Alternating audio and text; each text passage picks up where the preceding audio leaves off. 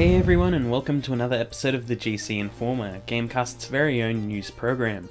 I'm your host for today, Mark, also known as Koistorch. First up, we have some news regarding future Call of Duty remasters.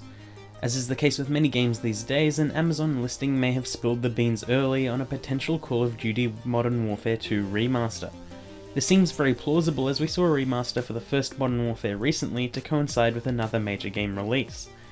Seeing as Black Ops 4 is slated for this year, it's pretty safe to assume the leak is true.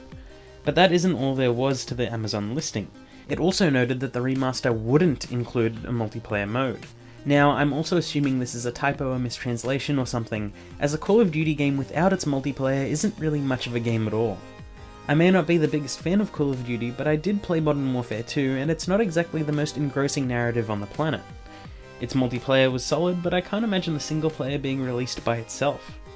Maybe Modern Warfare 2's multiplayer is included as part of the new Black Ops. Maybe it's a typo, maybe they're releasing both its single and multiplayer as completely separate games. Whatever it is, it sounds a bit funny.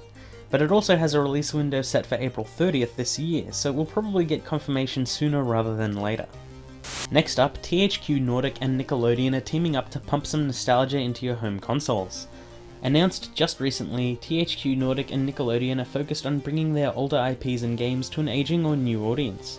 No actual games were named, instead they were revealed what franchises we'd be looking at. This was probably a good choice, as listing off every single SpongeBob game would take up the length of the video. Anyway, the list includes both big Nickelodeon brands and smaller run series.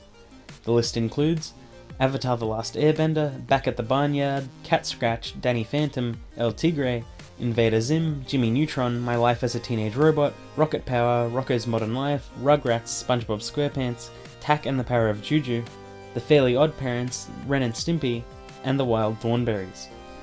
It's a pretty decent list, however I'm just a bit worried that if these are all remasters and not remakes or reboots, then they may be incredibly dated or rely only on their name to make the sales.